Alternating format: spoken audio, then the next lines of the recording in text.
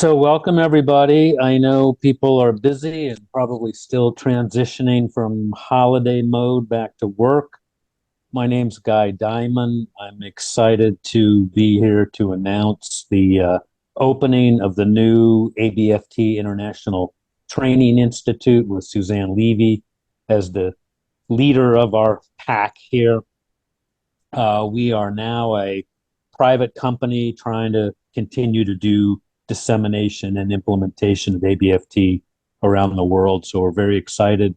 There'll be information about our website and the trainings that we're up to and things that we're doing. We continue to do a lot of similar work, academic publishing of articles, and we're involved with a couple grants, testing ABFT in different contexts and milieus, and doing a lot of training both here in America and abroad. So we're very excited about ABFT continuing to thrive and be a valuable contribution.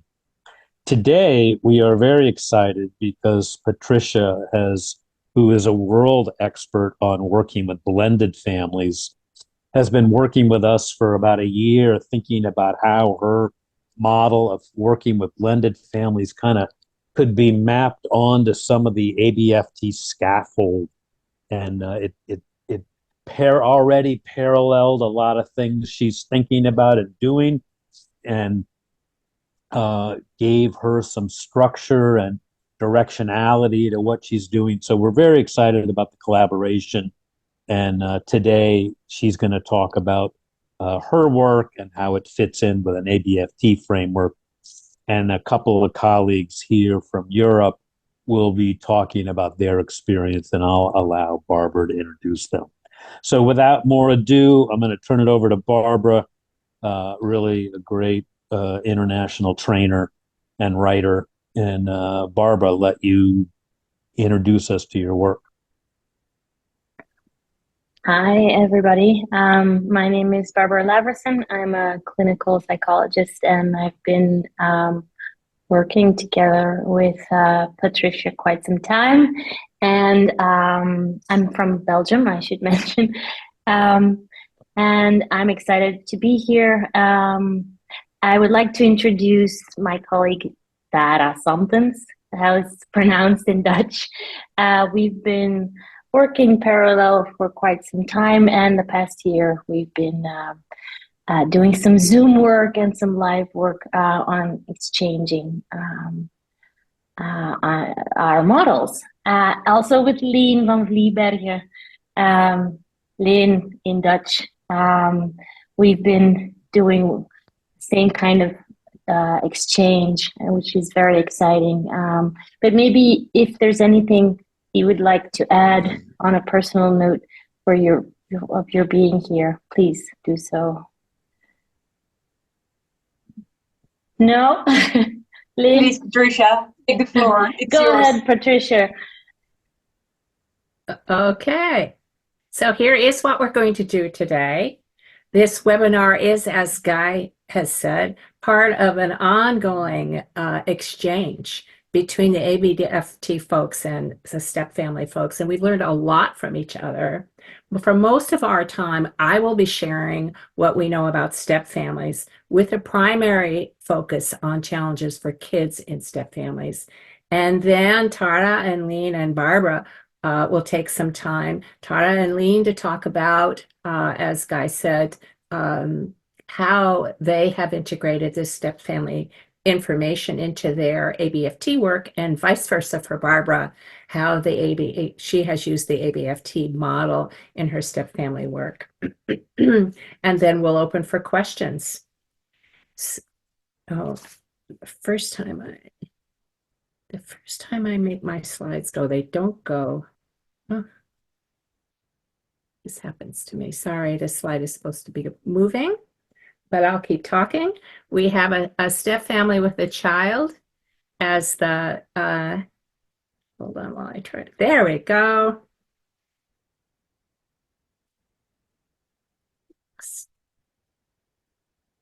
Sorry, PowerPoint is not cooperating. There, ha, phew. This is Zoe's family.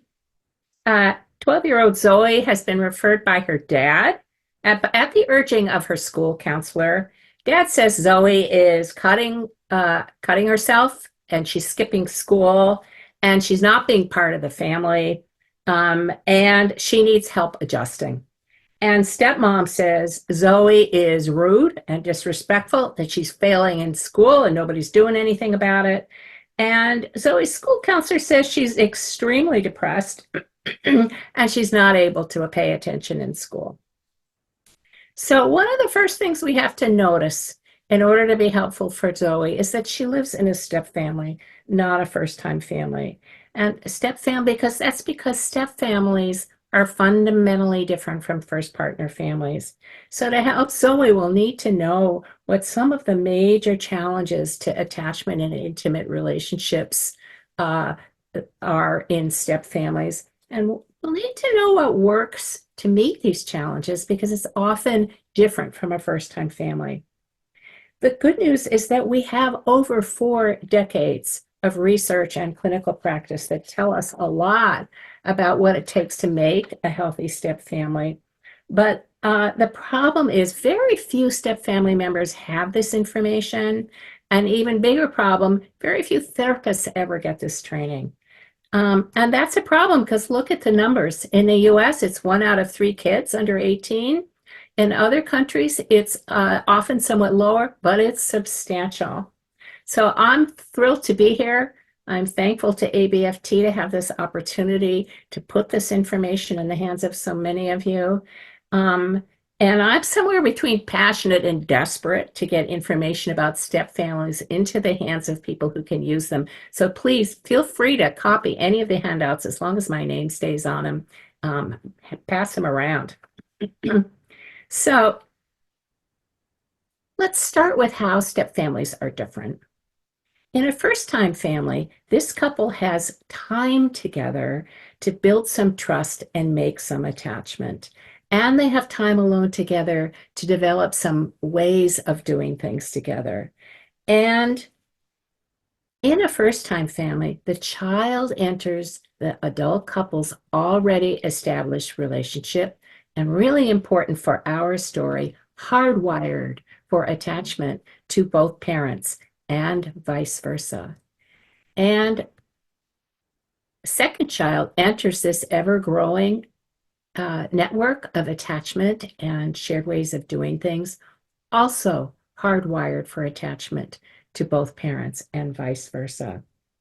So here they are. And now it's 7 years later. Zoe's 6 and Alex is 2.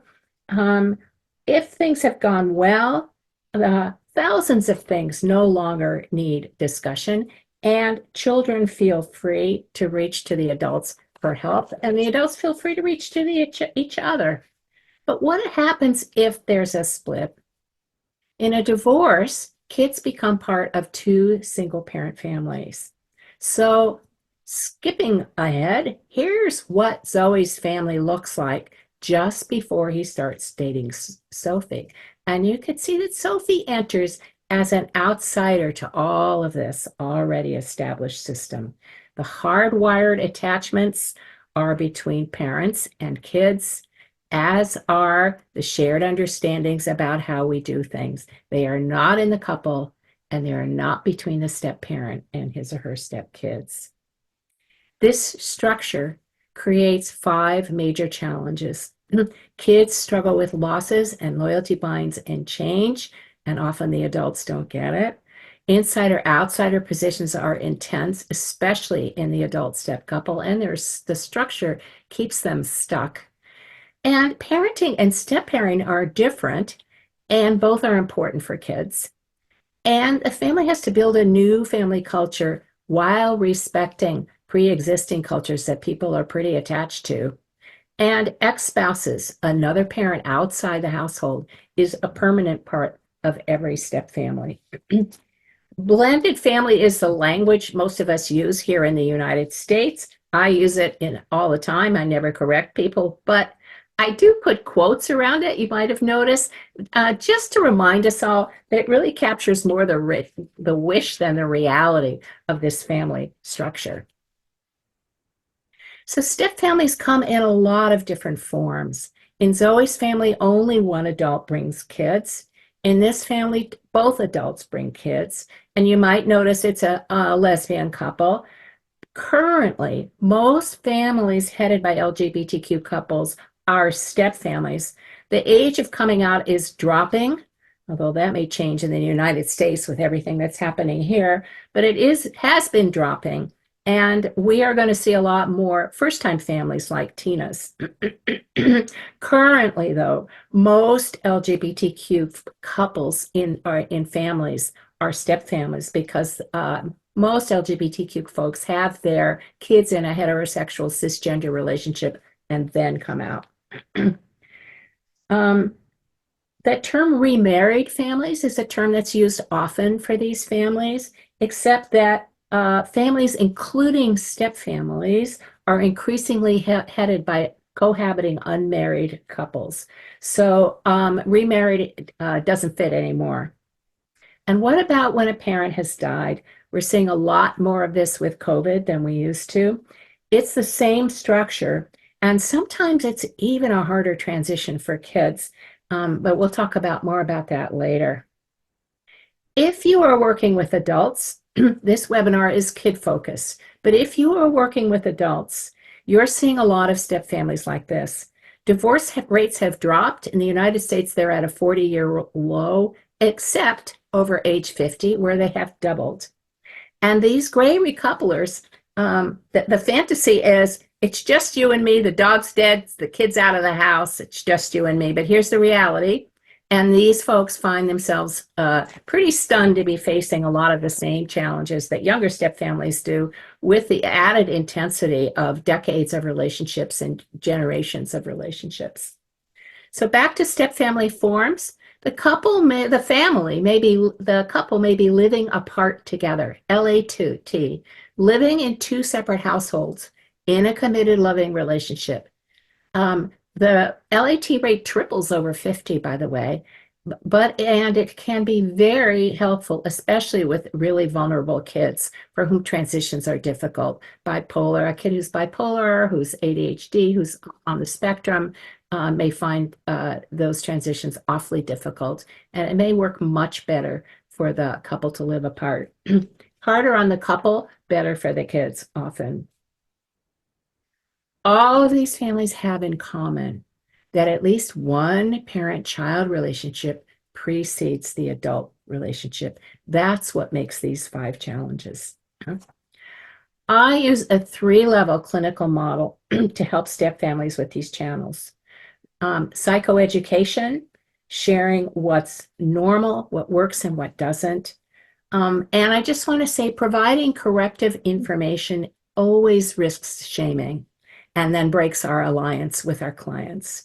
So it's very important to do this skillfully. And handout number 1 has some ideas, some of the practices that I use to do psychoeducation in a way that keeps our connection and keeps the door open. Building interpersonal skills or practices. Step family challenges make a lot of attachment breaks.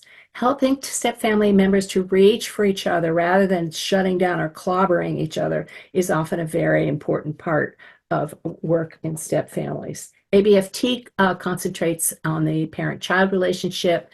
I'm also going to talk a little bit about the couple relationship and its impact on kids.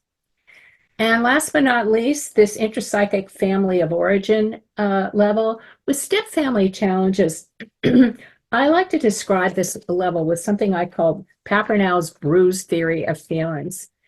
Step families can be a really bumpy ride. I mean, all intimate relationships are bumpy because you get disappointed, but step families can be a particularly bumpy ride.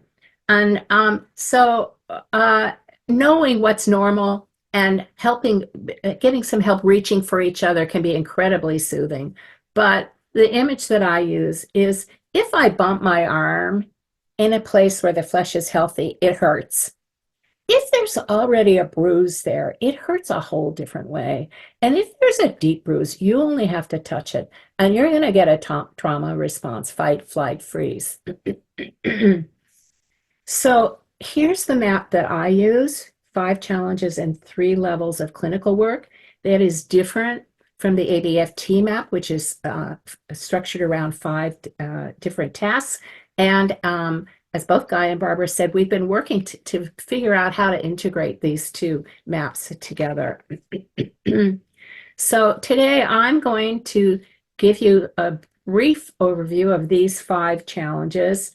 And I'm going to focus today, because we have so little time, on this psychoeducational level, just so that you have the information about what works and what doesn't and what's normal.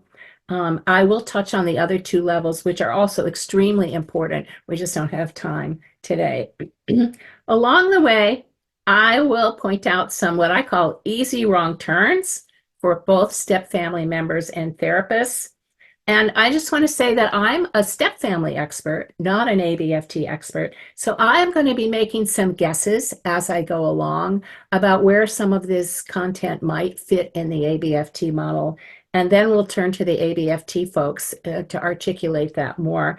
And it's a work in progress. We're sort of together figuring this out. And then we'll have time for questions.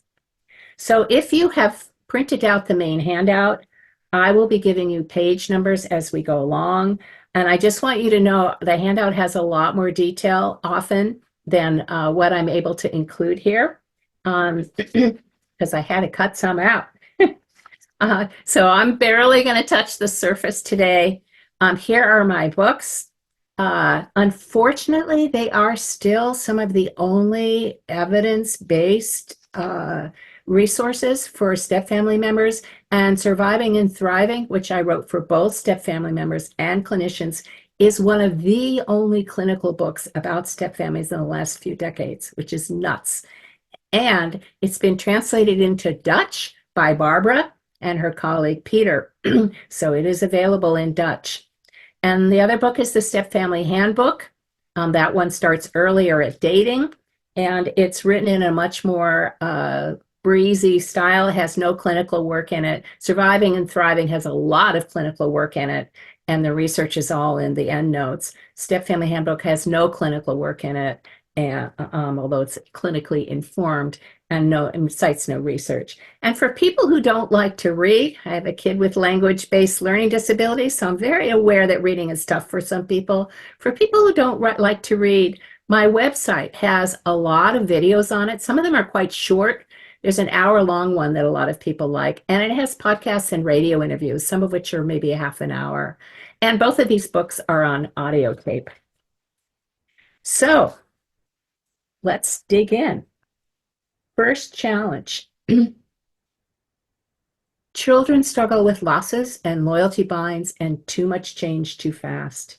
Kids come to step families with losses. They've lost their family as they knew it. They've lost being able to be with both their parents. But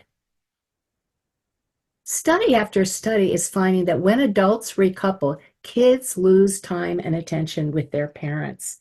And so why is this? Well, part of it is that adults in love are just as nuts as teenagers.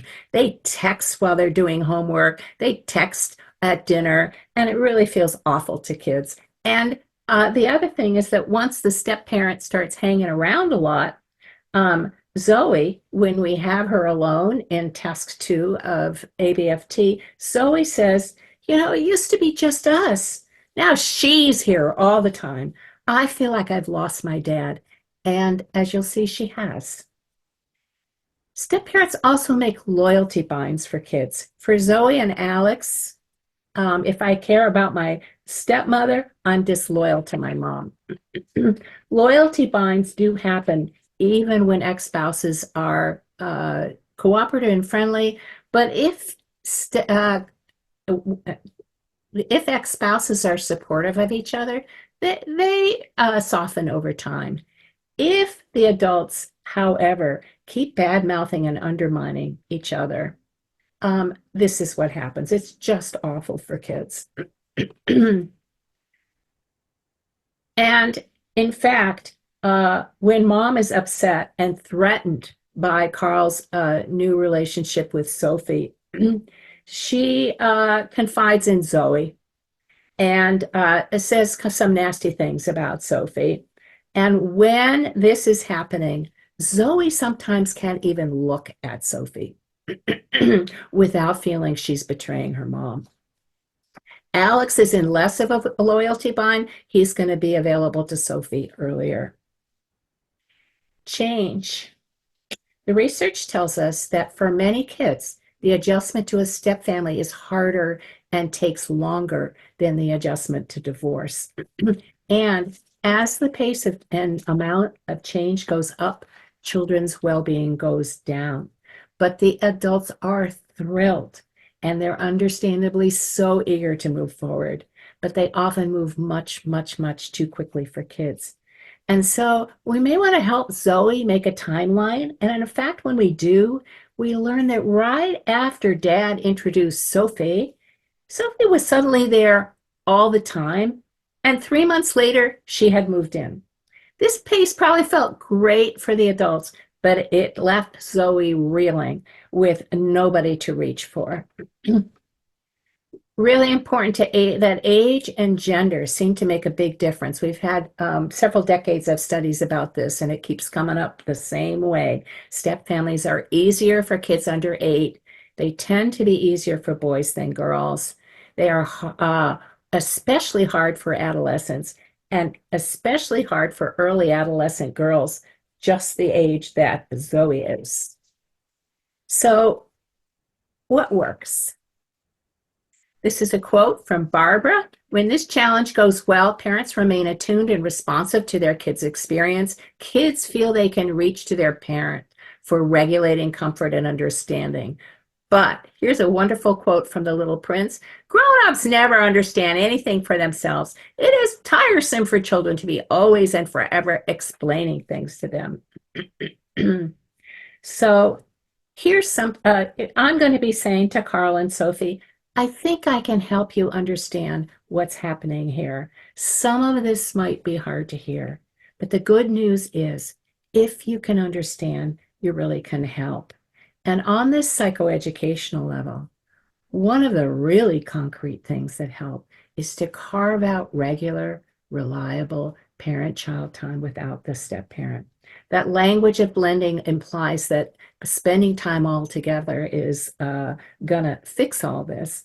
But and step families do need to do fun things together to start making a sense of we. But carving out regular, reliable parent-child time is really key for kids, and it will be key for Zoe in softening the sense that she's lost her dad. A very easy wrong turn. Our first-time family systems map prioritizes the couple relationship. If the couple's okay, the kids will be okay.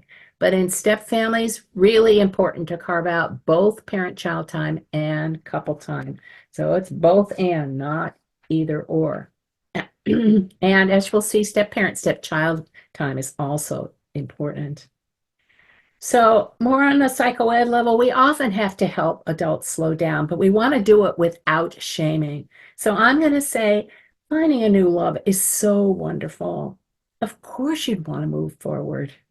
And it turns out that kids often need to go so much more slowly than the adults wish they could. What's that like to hear from me? The best way to help kids with loyalty binds is for the adults to stop bad-mouthing each other.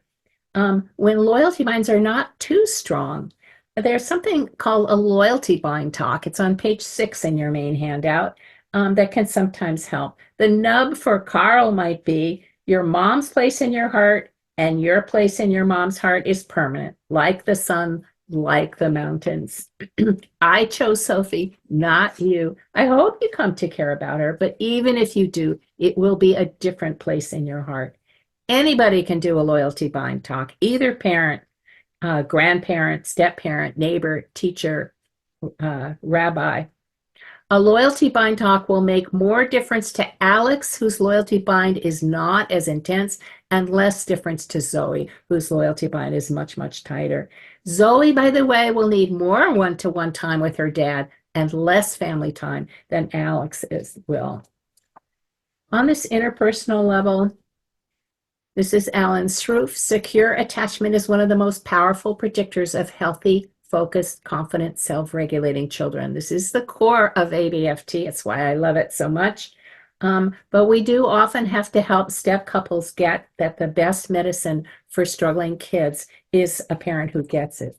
In step families, this is usually work that parents need to do with their kids. It would be task 4 in ABFT without the step parent, unless you have a very supportive step parent who can help the parent to hear their kids.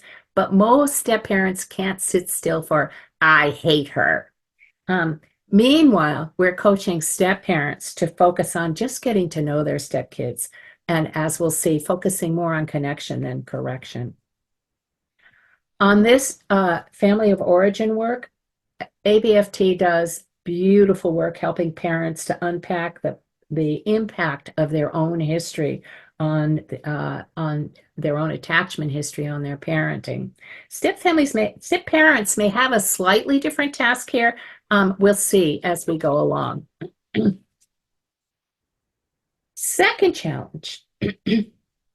You're at page 7 in your main handout, if you've got it. Insider-outsider positions are intense, especially in the step couple, and the structure keeps them stuck. So here's how it's playing out between Carl and Sophie.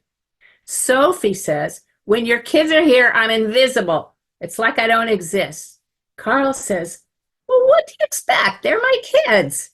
Sophie says, I expect you to treat me like you care. But I do care. Right. Zoe treats me like a stick of furniture if that. She doesn't even say hello to me and you do nothing. She's just being a teenager, honey. No, she's a manipulative brat and you don't even see. And when do I come first? Sophie, please, please don't make me choose. So what's going on here? In a step family, the strong attachment bonds, again, are here and here in the parent-child relationships, not in the couple or in the step-child, step-parent relationships. A good relationship with step-parents, as we'll see, is very important to kids' well-being, but parents are the secure base, and that is where kids usually go first.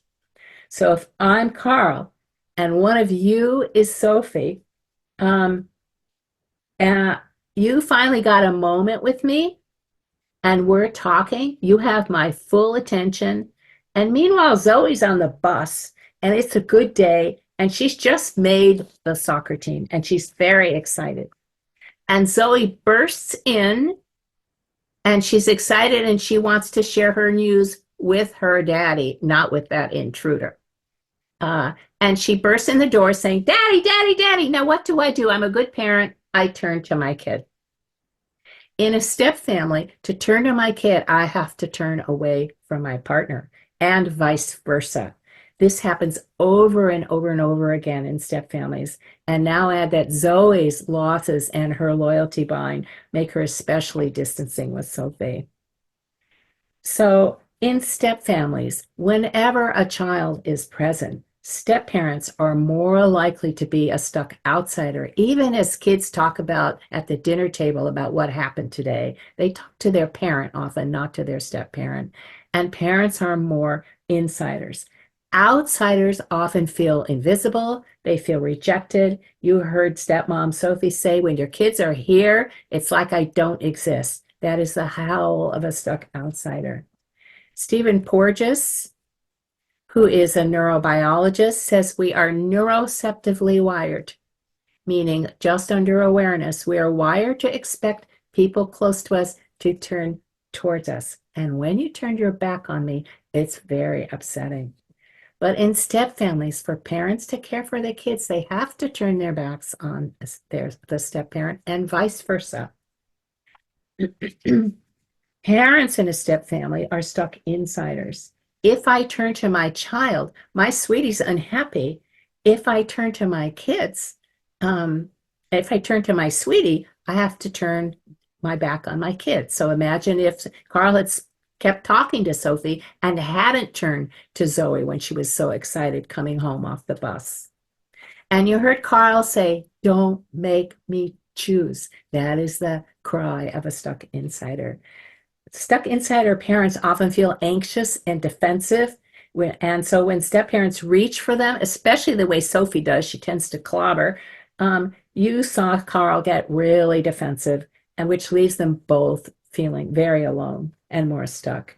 And imagine, how this tension, this stressor, is impacting Carl's ability to turn fully towards his kids, and Sophie's ability to make a new relationship with them. When both adults bring kids, often one member of the couple is more of an insider and one is more of an outsider. Pam and Tina both have kids, but Pam's daughter Lisa is younger and she's pretty outgoing. So when the three of these guys are together, Pam and Lisa are still closer, but Tina feels seen and known and played with a little bit. Tommy's a totally different story. He comes into the household from the outsider. He's very shy. He lives half with each of his moms. And this household is totally overwhelming for him. And in fact, Tommy doesn't need a new family at all. Tommy just needs his mom. So when Tommy's in the house, Pam becomes a much more stuck outsider, and Tina is a much more stuck insider. Kids also can be stuck insiders and outsiders. Lisa's the insider in this family. This weird kid, Tommy, comes, and often stuck insider kids feel intruded upon. Tommy is the outsider. He comes in every other week.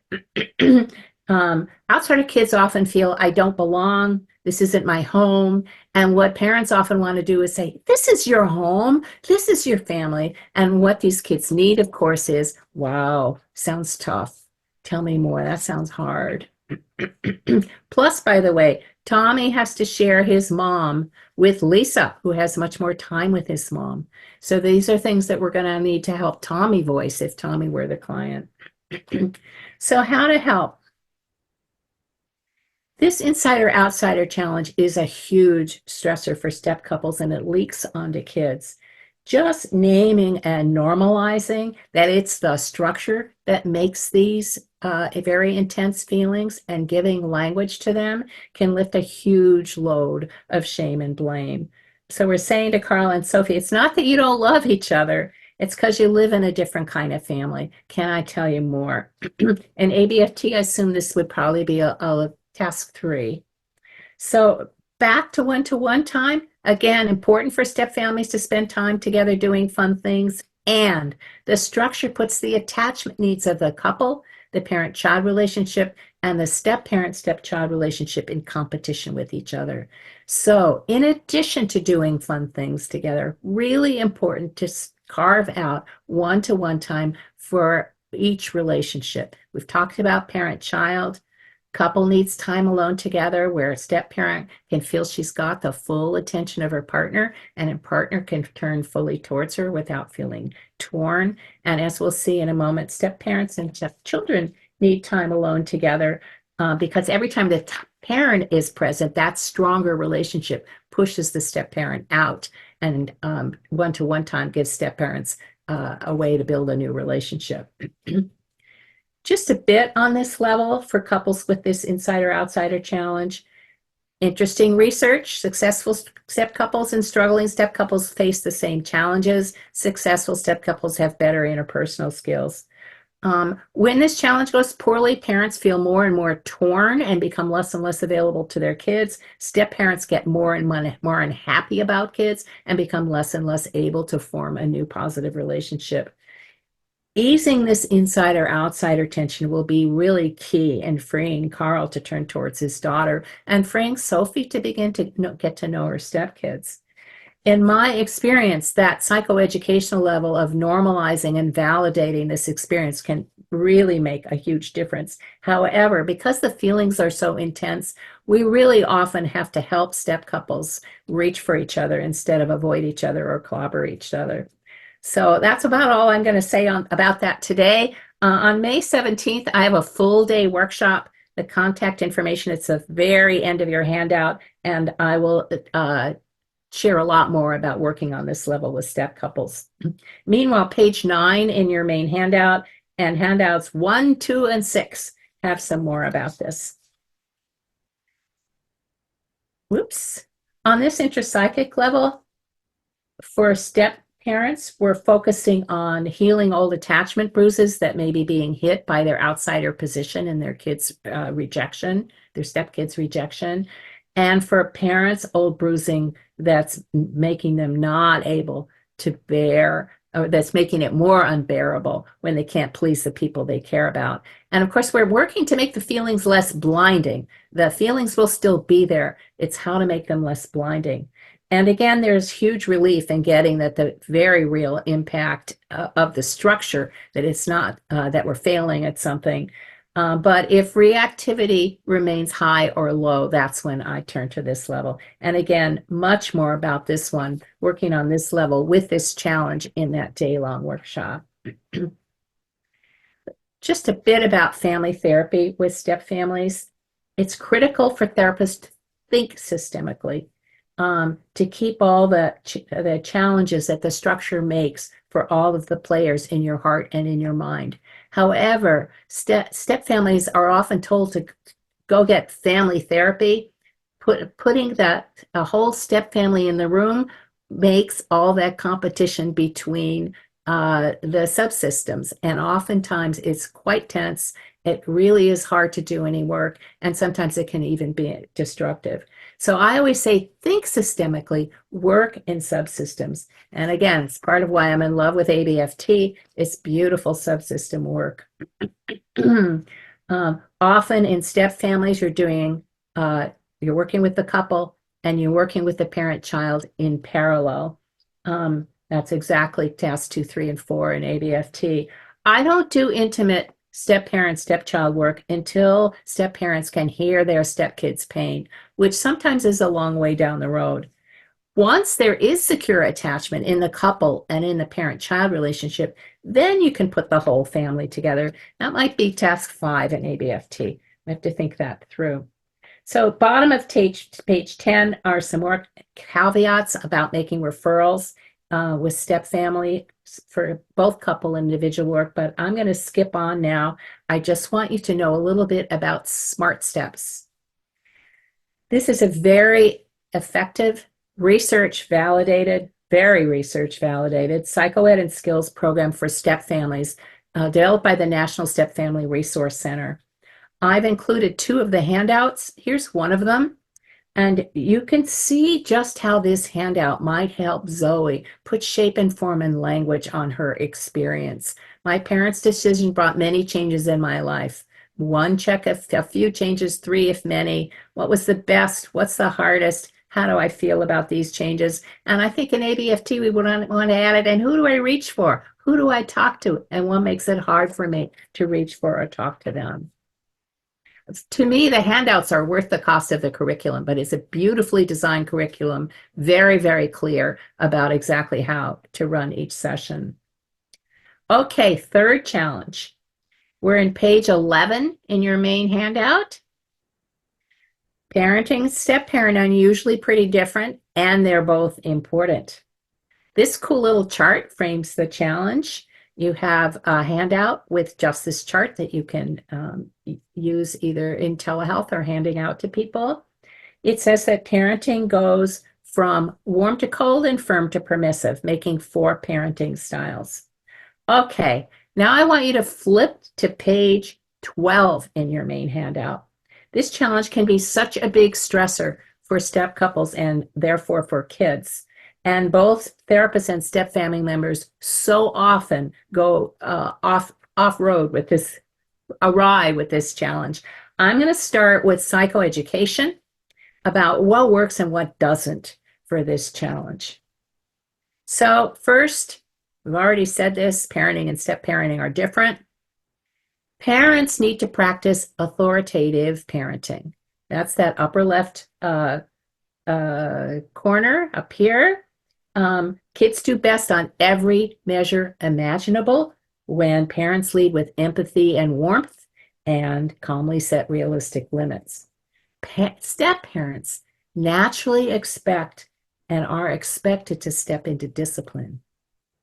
But parents need to retain the disciplinary role. We have decades of research about this. It comes up the same way over and over and over, at least 30 studies now. Until or unless kids feel they have a caring, trusting relationship with their step parent. We have lots of research that authoritarian, hard and cold parenting by step parents, that's this upper right corner, is toxic to step parent, stepchild relationships. And even authoritative limit setting too early can backfire in step families. There are many thriving step families, by the way, where step parents do not have a disciplinary role. It's much more likely in in younger kids, less likely with older kids. Easy wrong turn. Therapists with no step family training often tell parents that they should back up the step parents' discipline. Sophie is obviously longing for this, but this prematurely places step parents in a disciplinary role. So what does positive step parent behavior look like? Here's what it looks like. Successful step parents focus on connection, not correction. They focus on getting to know kids, easy one-to-one activities, baking, sending TikToks. It turns out that shy Tommy loves basketball, and his stepmom, Pam, was the captain of her basketball team. So Pam and Tommy shoot baskets together, and that is a great way for them to begin their relationship. The research is also telling us more and more that positive step-parent, stepchild relationships are clearly linked to significantly better emotional and physical health for kids, and vice versa. Negative step-parent, stepchild relationships, we see significantly poorer emotional and physical health.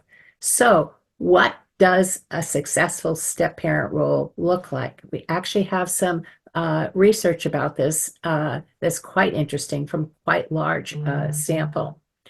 As long as step-parents lead with warmth and not control, there is a very wide range of step-parent roles that's linked to positive outcomes for kids.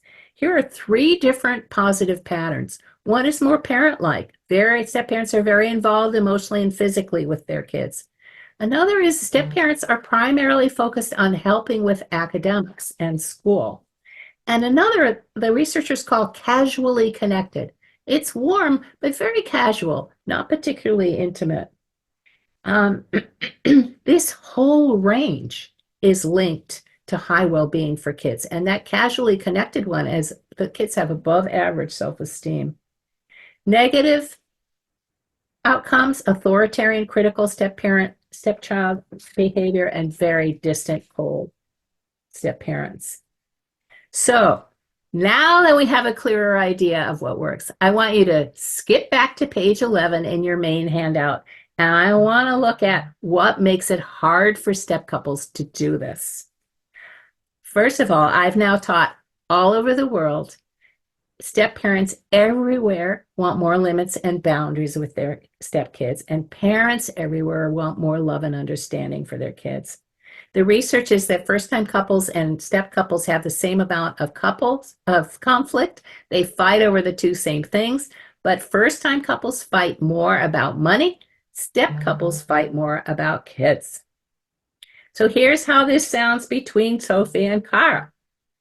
Sophie says, your kids are completely out of control. Oh, come on, they're just being kids. No, they're being disrespectful and they're out of line, especially Zoe. She's a rude brat. And you never back me up when she talks back to me. And if you weren't such a wimp, your kids would behave a lot better. I can't tell you how many times I've heard this conversation or seen it come up on various, chat sites. You can hear Sophie stepped full on into discipline. We're going to need to help her back out of discipline. But what makes this so hard is the behavior that feels normal to parents is often much more upsetting to step parents. Partly, why is this? Well, again, the shared understandings of how we do things are between parents and their kids. And so are those hardwired attachments. Even if there's some damage in the attachment, the parent has that heart connection that softens the upset. Plus, how much more irritating is it to Sophie that the person who's left a mess in the kitchen is Zoe, who barely talks to her? So when this goes badly, the more critical and demanding the step-parent gets, the more protective the parent gets. And you can see step-parents get pulled more and more into this authoritarian corner, exactly the wrong place. And parents get pulled more and more down here. And sometimes down here to disengaged. I call this the polarization polka. Carl and Sophie are in it. Occasionally, by the way, these corners are reversed, and you have a step parent who is more warm and more empathic, and you have a parent who is stuck in this cold and firm authoritarian corner. These are the step parents, by the way, we can invite into task 4. These step parents can really help parents to soften up and really hear their kids. And this, by the way, this kind of step parent often makes a very early bond with their stepkids. Okay, now skip to the bottom of page 13 in your main handout. We're now back on this interpersonal level. How do we talk about this? Successful step couples do talk a lot about parenting and discipline. Step parents have a lot to offer and they need a voice. And generally, step parents have input. Parents have final say about their own kids. But you could see how easily Carl and Sophie were being pulled apart by this challenge. So how to help step couples stay connected around this challenge. I do often use this chart to help couples visualize. Can you see the more you go here, where's my pointer? The more you go here, the more you go here, and then the more you go here, and the more you go here. I call this the polarization polka, and it's miserable. I know it's not what you want. So let's see if we can make this nasty cycle the enemy rather than your partner. That's borrowed from Sue Johnson. Let's make the cycle the enemy, not your partner. Step couples who handle this challenge well do more of a collaborative cha-cha. And that's what this sounds like. Here's Pam and Tina. Pam's daughter, Lisa, has a list of simple chores. At dinner, she brings her own plate to the kitchen. She sticks around to help. Tina's son Tommy has no chores. He eats his dinner, leaves his plate on the table, and dives back into his room. Now, Pam doesn't like this. She finds it quite upsetting, but she waits for a calm moment. She takes a deep breath. She reaches for Tina's hand and she says softly, "Sweetie, I think Tommy's old enough to do the dishes, the dinner dishes.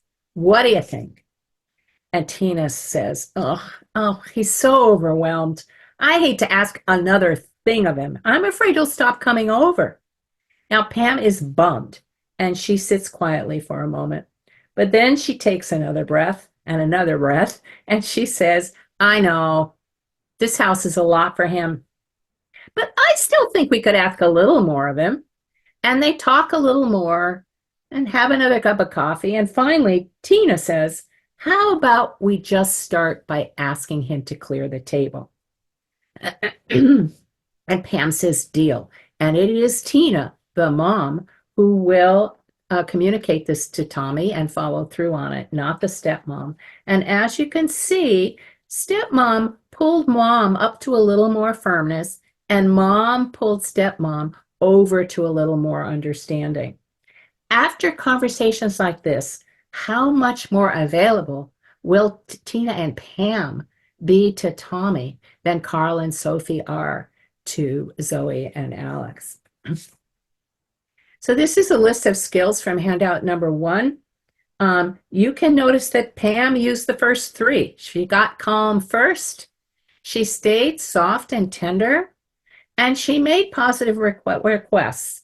And Sophie would have started this conversation with, "Your kids are slobs and you're a wimp." And Carl would have jumped right in and they'd be off to a polarization polka. So Sophie and Carl are going to need some good help to cha-cha through this challenge instead of clobbering each other. And that will make a difference to Zoe and also to Alex. Another thing, important things on this interpersonal level is that step-parents do not have to be silent with their stepkids when they're upset. They do have to communicate in ways that make safety and connection. And this list is a really helpful one. And when in doubt, I mean, first of all, really important to wait till you're calm. Works a lot better if you stay soft and tender. It works a lot better if you make requests. Gee, I'd love it if, rather than demands, you better or else. And when in doubt, sentence stems help a lot. It's hard for me that. I love it if. And on this family of origin level, what is it about where I come from that makes it hard for me to do this? And for step parents especially, who grew up in an authoritarian family and the structure pulls them there, what's going to help me move out of this corner, and what from where I come from makes it harder? Okay, fourth challenge. Step families do need to build a new culture, but they have to do it while respecting two existing cultures. So this family has its first Christmas together. Sophie happily hangs white lights all over the tree. Zoe takes one look. She bursts into tears. She's used to colored lights on the tree. She runs to her bedroom. She slams the door. Sophie thinks that Zoe has ruined Christmas. Carl gets why Zoe is upset, but he's frozen in his insider position and he can't reach out to her. And Zoe is left crying in her room. She calls her mom, and they agree that Sophie's a witch.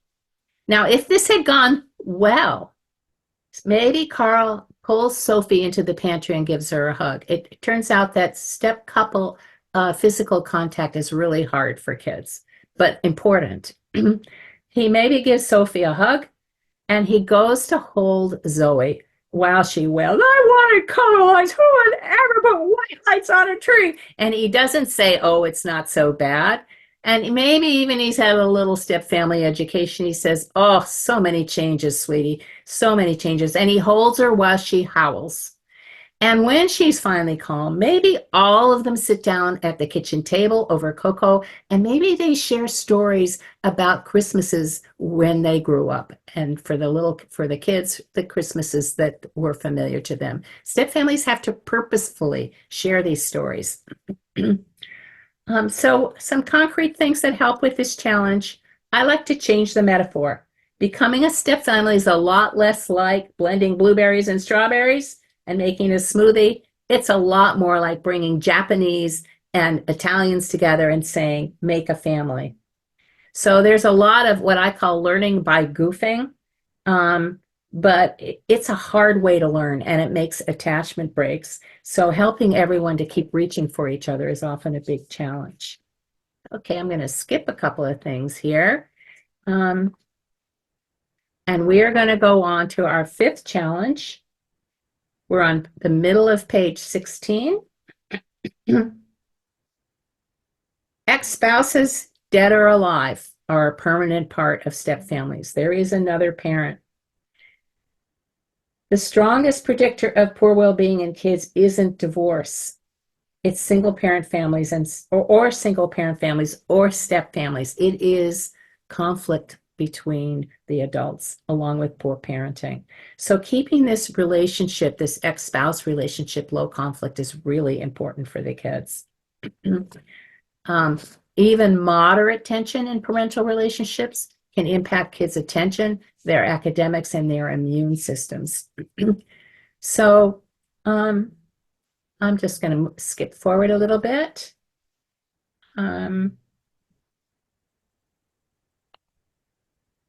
One of the things that I've said to an undermining ex, just as tenderly as I can, is being positive about your kid's other parent and their step parent might be one of the hardest things you ever do as a parent to support your kid, and one of the most important.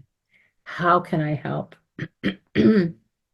By the way, not in your handout, kids often report a lot more bad mouthing than adults are aware of. So this will really be important to explore with Zoe in ABFT. That would be in task 2, helping her put shape and language on that, and talking to the adults in task 3, and in task 4, helping her reach to dad and mom about this and be heard.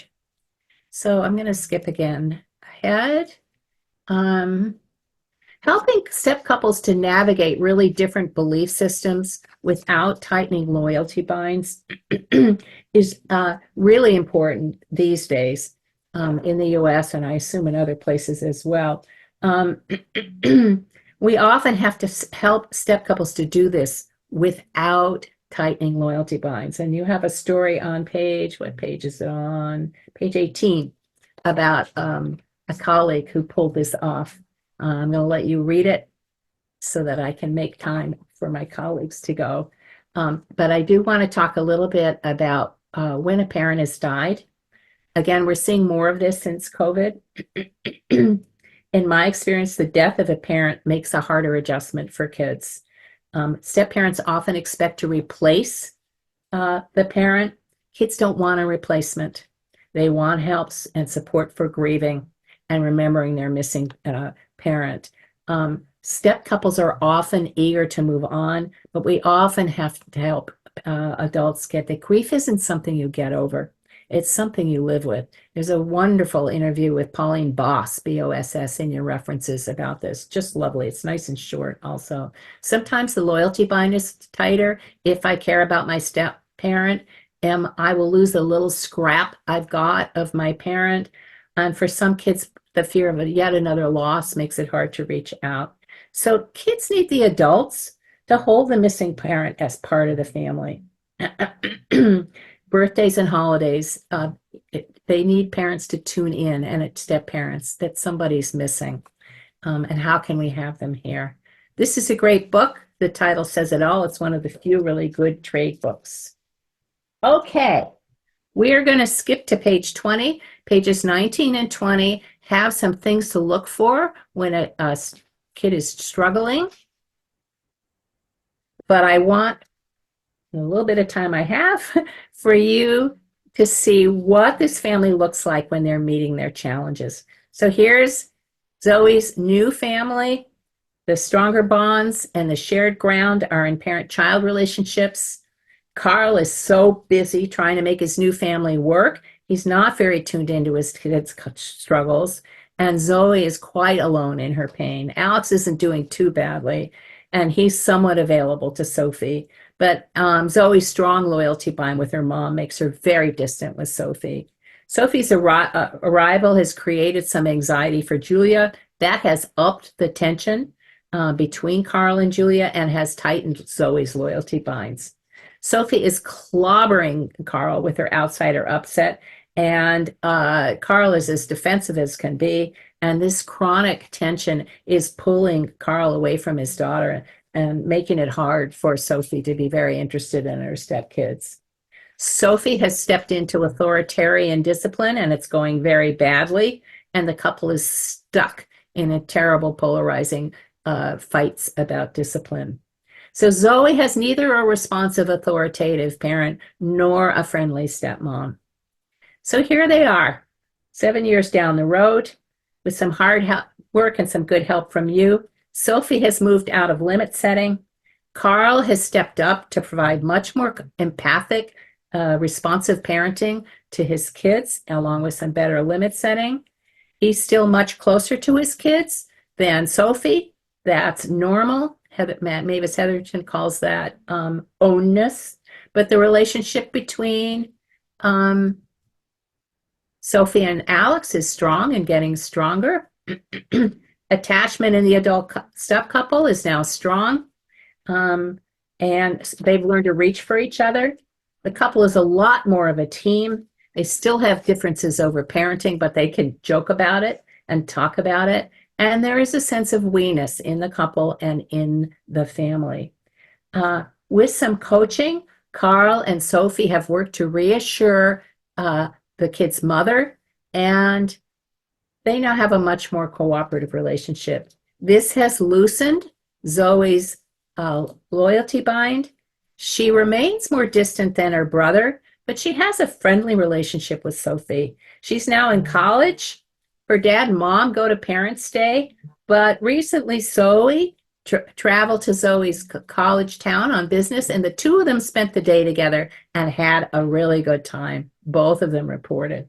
So it's a healthy, thriving step family, very different from this first-time family, but still a healthy, thriving step family. Okay, becoming a step family is a process, not an event.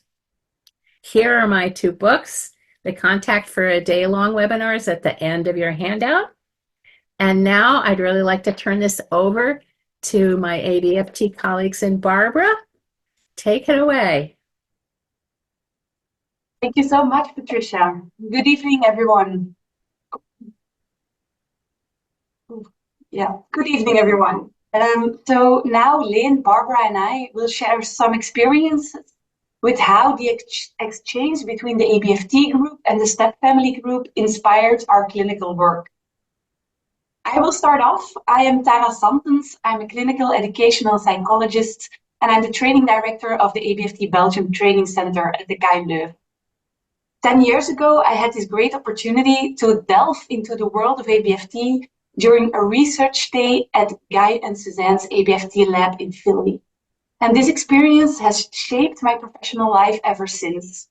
I've been applying ABFT in various settings, initially at a residential psychiatric unit, and more recently in a private practice. Throughout this decade practicing ABFT, I've encountered many youngsters struggling with the complexities of growing up with divorced parents and within diverse step-family structures. And despite being strongly armed with the ABFT roadmap, the absence of a specific step-family map often left me uncertain about when or how to address step-family challenges or to involve step-parents in ABFT. Patricia's step-family model has been a game changer for me in doing ABFT with step-families. It not only inspired me, but also grounded me in research and in rationale on why, when, and how to bring step-family specific challenges to the center of the therapeutic conversation in ABFT. First of all, in step-families, the robust and deeply ingrained attachment bonds are primarily within the parent-child subsystem, rather than the step-parent-stepchild or step-couple relationship. So this strengthened me in my ABFT work to first focus on the biological parent to step up and provide emotional support to the depressed adolescent in task 4, the attachment task, around breaches in trust and around struggles with losses, pace of change, loyalty binds, or other step-family structure-related struggles and hurts. And however, for biological parents to take on this role, one key takeaway for me was understanding that biological parents must feel liberated and supported by the step-parent to engage in this task 4 work with the kid, requiring a sense of safety, mandate, and support within the step couple. And therefore, in task 3, it is crucial not only to establish an alliance with the parent, but also, and equally important, to involve step-parents right away in the task 3 work, to build alliance with them. The goal of this step-parent involvement in task 3 is in many cases not per se to have the step-parent directly engage in task 4 with the kid, but rather to assess and establish that there is enough safety and support within the step couple to free the biological parent to turn to the kid in task 4 with emotional support without the step-parent feeling threatened. So, step-family framework has significantly enhanced my ABFT work, and especially in this task 3. Integrating in task 3 Patricia's family or step-family language and psychoeducation has proven to be so helpful in many ways. First, helpful to assess the recoupling process, the quality of the parent-step-parent teamwork, and the way the step couple shapes their parenting, step-parenting, and goes about disciplining. Second, helpful to name, normalize, and to provide deep validation for the unavoidable challenges that they are facing navigating step family structure, for the intense insider-outsider positions, highlighting both the stress and the efforts put forward by both the parent and the step-parent to try to tackle those. And third, so helpful in fostering empathy among parents and step-parents for themselves and their own struggles navigating step-family structure, but also for each other and for the inner world of their kid, leading to more effective engagement in ABFT task 4 and 5. Do we involve step-parents in task 1, 4, and 5? In ABFT, we're constantly assessing at what point in therapy step-parents should actively be involved or hang back. And across the board, we want them involved in task 3 and likely in parts of task 5, for example, in conversations around negotiating and building this new family culture together while respecting the existing cultures. And depending on the case, depending on the nature of the relationship and the role, step-parents can also be involved in task 1 or in task 4 to support the repair work within the step family. So, Patricia, your model has been a great gift to me, shaping my approach to step family specific challenges in ABFT. And I look forward to continuing our collaboration and together with both our groups, maybe documenting our insights, maybe even formulating guidelines on the specifics of doing ABFT with step families as a tool and maybe also as a gift for the ABFT community. And now I would like to hand over the floor to you, Leen. Can you tell us a bit about how the meetings with Patricia and Barbara inspire your work in doing middle childhood ABFT? Okay, thank you, Tara, for giving me the floor. I'm Leen van Vlierbergen. I'm a clinical psychologist and a family therapist, also from the ABFT Belgium team. And the past 5 years, I've been developing a middle childhood adaptation of ABFT together with Guy Bosmans. So my clinical work is actually with younger children between 8 and 12 and their families. I've been thinking first about my struggles in working with blended families. There were a lot, and I think they all had to do with the same problem. I experienced a lack of knowledge. I experienced a lack of a framework to understand the specific relational challenges and dynamics in step families. And this caused a lot of problems. I found it very difficult to decide when to invite a step parent in ABFT, and if invited, what to do with him or her, what to talk about, what's the plan. I also found it very difficult to provide a rationale if a parent said he or she was reluctant to invite the step parent to engage in the treatment process. I found it very difficult to provide a rationale that was somewhat better or more specific than, but the step parent is also a very important person in the child's life. And probably closely aligned with that, I found it very difficult in task 3 to get a parent and a step parent engaged together in a process to talk to each other about their couple dynamics, about the parenting, the co-parenting, the impact on the child, and the association with the child's problems. And I think the way I dealt with that before I knew your model, Patricia, was only reaffirming and maybe even intensifying the outsider-insider positions, I think. So that was really a problem. And it's really very simple, Patricia. Your model provided me the framework and the language to be goal-oriented and to take position with respect to the step family issues in ABFT. And while getting acquainted with your model, I really realized that before I used a first-time family logic to talk to step families also. And I really like your metaphor of walking around in a city with the roadmap of another city. That's really how it was, I guess. So that came along with a lot of difficult emotions and struggles in families that remained undiscussed and thus unseen. So I instantly felt a little guilty towards all these families I had treated earlier. And with my relief of receiving a framework and having a framework, I also saw the relief in the families I worked with. I have your sentence always in my head. This is not your problem. This is not your fault. This is what families all over the world, step families all over the world are struggling with. It's universal. It's just a part of your new family's structure.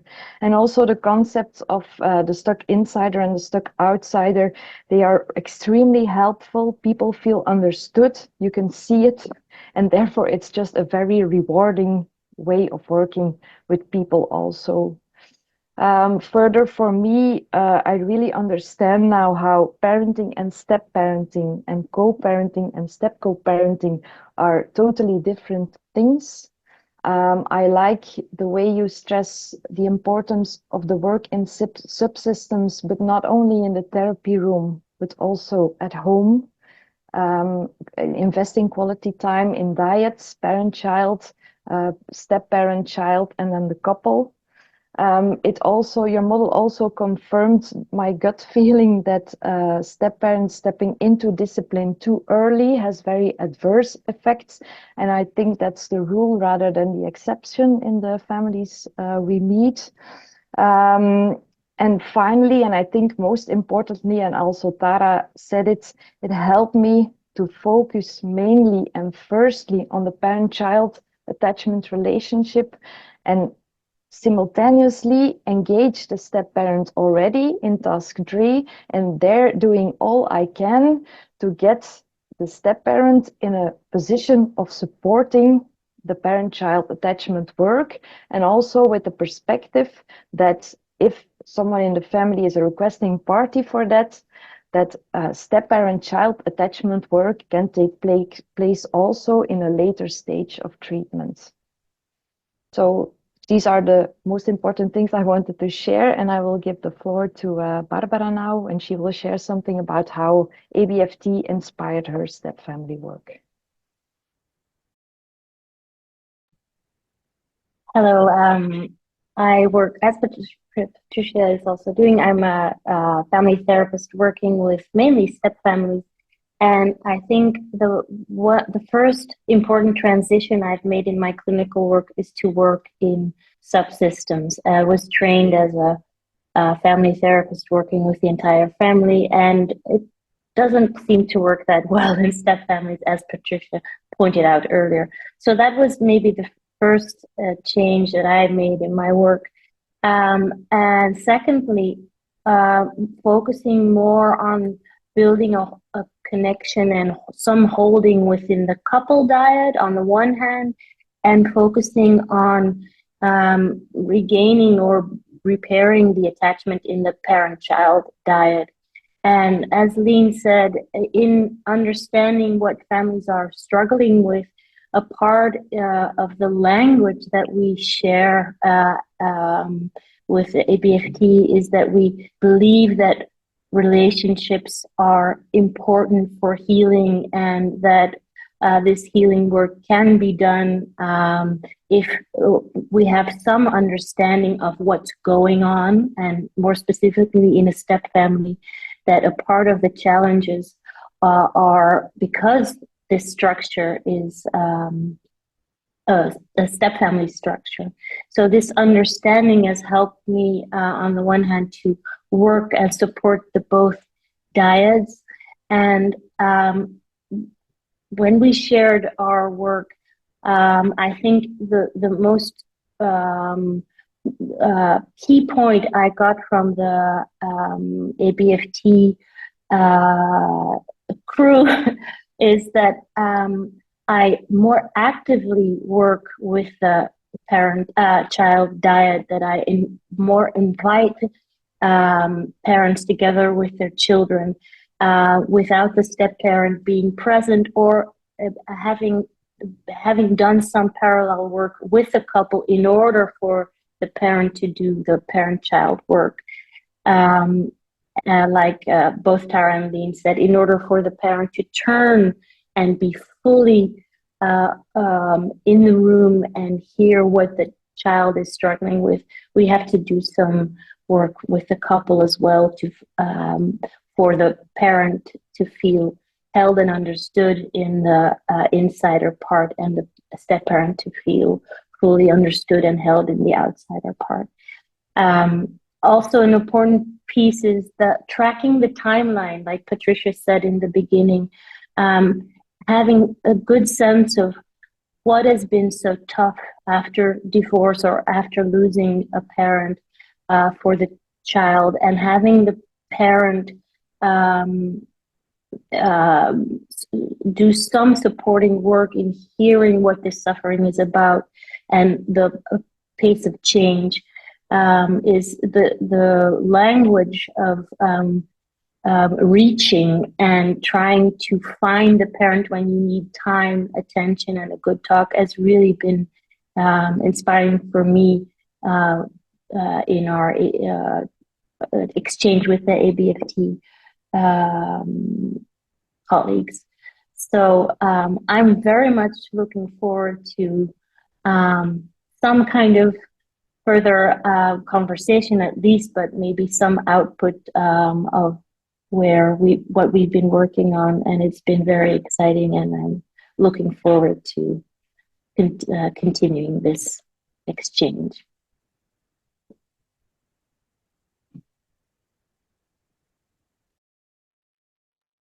Great. Oh, sorry. I muted you by mistake, Barbara. I meant to unspotlight you. No problem. I think it's time for questions. Yes, we have a few. So I have a few to pose for the group, and anybody who wants to take them can. So the first question was, if there is a history of abuse between divorced parents, is there a way we can assist them in strengthening their relationship for the benefit of the kids? It gets so complicated in these families. There's a wonderful organization called the Association of Family and Conciliation Courts, AFCC, in the United States and internationally as well, with a lot of people who are paying attention to this. I wish I had an easy answer to that question. Oftentimes, when there is very high conflict, there is a trauma history on one or both sides. There are some courts that are actually providing some trauma treatment when there's high conflict. But the best that I can do is, when the client, whoever is my client, what I'm saying to them is, no matter how evocative your ex-spouse is, it is your job on behalf of your kids to not add fuel to the fire, not add kerosene to the flames, and especially not in front of kids. Oh, they don't listen. Yes, they do. So I don't have magic answers to that. The AFCC folks have been thinking a lot about it, and that's really a really good resource for high conflict families. I don't know if others of you have any ideas about this.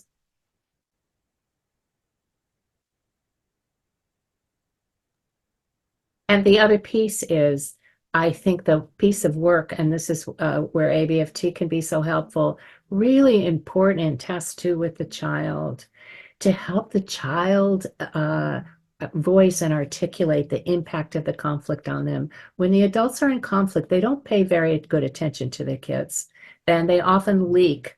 That's what one of my teens said to me. My mom leaks. They leak. The mom said, I never say bad things about her dad. And the kid said, yeah, right. She leaks.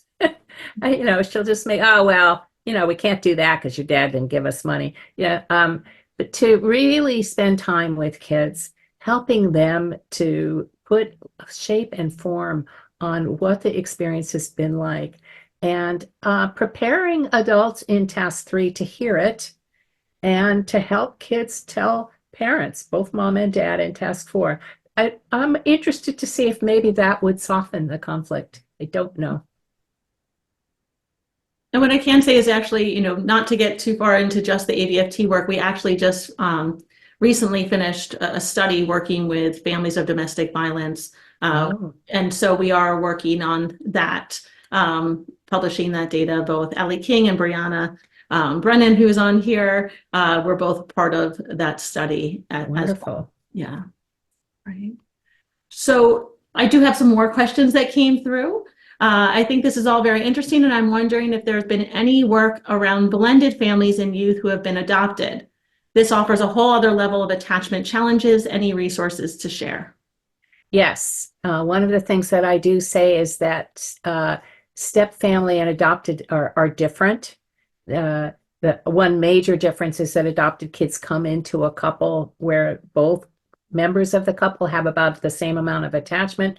Huge. And the other thing that's similar is the fantasy that this will be such a loving family. But adopted kids often have a reactive attachment disorder, meaning in their bodies, their experiences, if I get close, something horrible is going to happen. They start to get close and they get very reactive. And it's terribly disappointing and terribly difficult. There are 3 people doing really good work on this. Dan Hughes, Arthur Becker-Weidman, and I'm blocking the third. I was actually wondering, sorry to interrupt, about children who have been adopted, whose parents separate, their adoptive parents separate, and then they get remarried. Yes. Yeah. Okay, you're right. I distracted myself. The third is Colby Pierce. So you've got that history, and oftentimes these were rough parent-child relationships to start with. And now you have yet another transition, yet another loss, and yet another change that the kid didn't choose. And there are I've seen some adoptive kids who have been able to make a good, solid attachment with their parent, and who were a little more able to manage the stepfamily situation. A couple of the cases that I've worked in, the adult couple lived apart together for a much longer time because the change was just too much for the kid. But we don't have a whole lot about this, so I'm really going on just a little tiny bit of my own experience. I'm not sure I understand. Siri's talking to you. Right. So we have another question, which is, do you have experience of working with groups of step families? I'm thinking about the ideas of multifamily therapy and whether these could be used as a supplement. Here's the problem. As soon as you put a whole step family in the room, remember the subsystems are in conflict with each other for attachment needs. So having a whole family in the room with another whole family may be dicey. However, the Step Family Association of America, which no longer exists, had a lot of meetings with couples, and having couples together and having kids together works a lot. Smart Steps, which I introduced to you in its handout 4, Smart Steps has a very structured program that has the adults and the kids in separate rooms. And at the end of the evening, the kids, having filled out the handouts like the one I showed you, come back to the adults and share with the parent and step parent what they put there. And the adults are coached, keep their mouths shut and listen. So that is a kind of multifamily, but it's very structured, and it keeps it very safe, and it keeps the subsystems separately. So I think there'd be a lot to think about in putting a whole families together. Couples can be very helpful, though.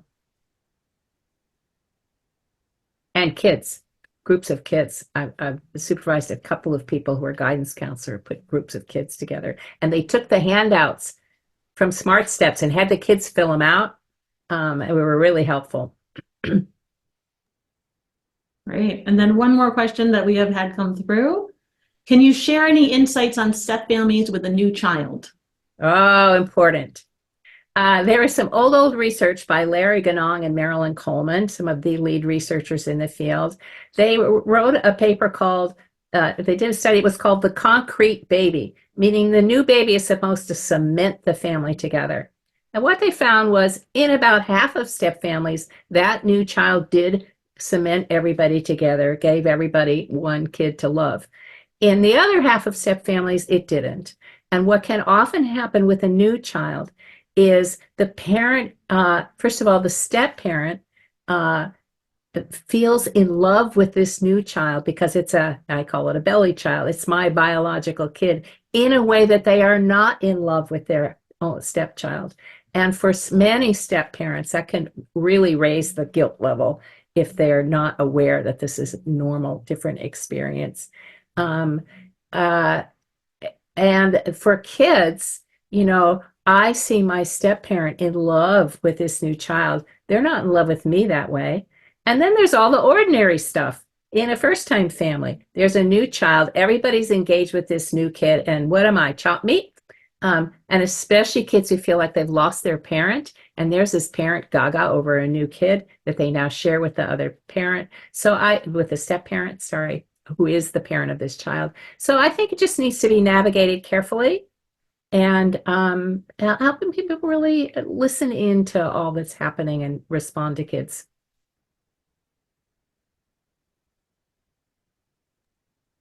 That was all of the questions that came through the chat, as far as I can see. If anybody has any additional questions, you can feel free to either raise your hand or unmute yourself and ask a question. Feel free.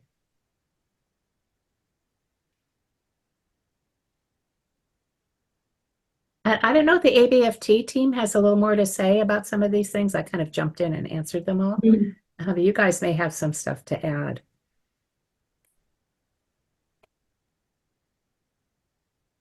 I would just add as a more general comment, what I've enjoyed about working with Patricia is, I think the ABFT model has tried to articulate landscapes of parent-child conflict, attachment ruptures, and tried to put language to these things and then tried to figure out sequences about how to prepare people really to talk about these things. We are definitely a talk about kind of therapy, how to put these core experiences that are so painful into conversation, in a kind of task force environment.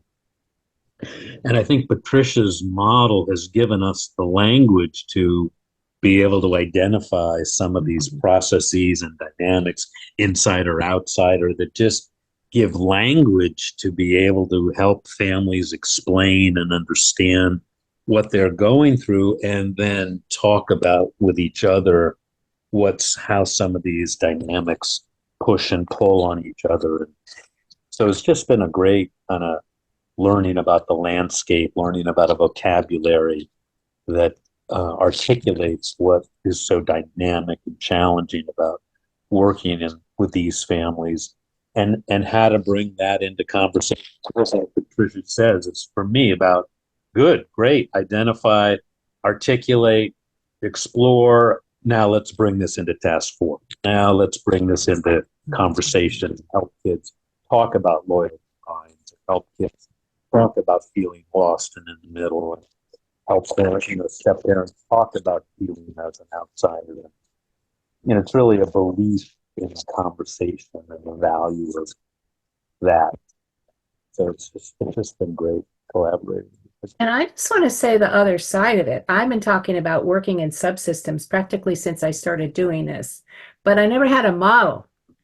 And you guys, ABFT really articulates what is the step by step of getting ready. Getting ready is really important.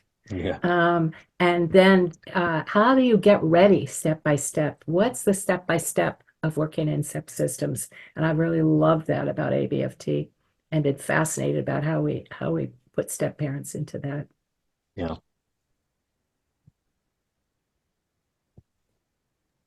Well, I just want to say thank you so much to our presenters today. It was such wonderful, rich information that we've gotten that even if you aren't somebody who's familiar with ABFT, is really important work and important for anyone's practice working with families. And if you are working with an ABFT, it gives you a whole new framework within which to incorporate this work to bring that step family literature and knowledge into the work that we're doing.